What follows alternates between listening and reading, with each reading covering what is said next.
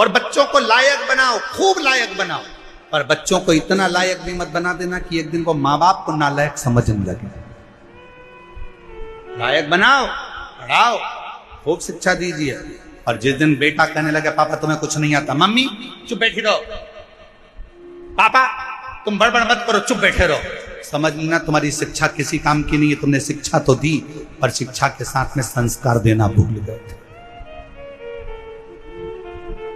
जिस दिन तुम्हारी औलाद, तुम्हारा पुत्र ऑफिस में तुम्हारा रुआब है, नौकरी में तुम्हारा रुआब है, घर जाने के बाद तुम्हारी औलाद तुमसे कहे पापा तुम चुप बैठे रहो, तुम्हें अक्ल नहीं है, मम्मी तुम चुप रहो, तुम्हारे को कुछ नहीं आता है, मम्मी चुप रहो, समझ लेना कि तुमने बच्चों को शिक्षा तो दी पर संस्कारों से जोड़ नहीं पाए।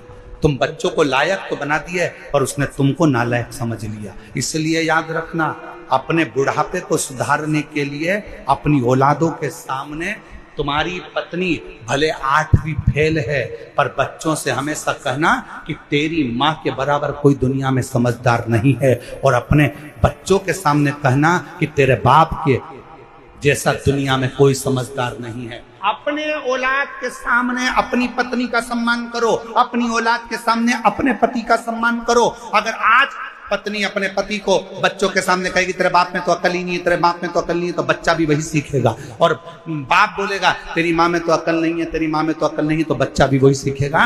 और एक दिन जब बच्चा बड़ा होगा तो माँ बाप दोनों को चुप करना चाहेगा। डाउनलोड शेयरचैट। और बच्चों को लायक बनाओ, खूब लायक बनाओ, पर बच्चों को इतना लायक भी मत बना देना कि एक दिन को माँ बाप को नालायक समझने लगे।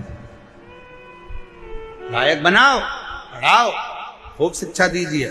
और जिस दिन बेटा कहने लगे पापा तुम्हें कुछ नहीं आता, मम्मी चुप बैठी रहो, पापा तुम बड़बड़ मत करो, चुप बैठे रहो, समझ लेना तुम्हारी शिक्षा किसी काम की नहीं है। तुमने शिक्षा तो दी पर शिक्षा के साथ में संस्कार देना भूल गए थे। जिस दिन तुम्हारी औलाद, तुम्हारा पुत्र ऑफिस में तुम्हारा रुआब है, नौकरी में तुम्हारा रुआब है, घर जाने के बाद तुम्हारी औलाद तुमसे कहे पापा तुम चुप बैठे रहो, तुम्हें अक्ल नहीं है, मम्मी तुम चुप रहो, तुम्हारे को कुछ नहीं आता है, मम्मी चुप रहो, समझ लेना कि तुमने बच्चों को शिक्षा तो दी पर संस्कारों से जोड़ नहीं पाए।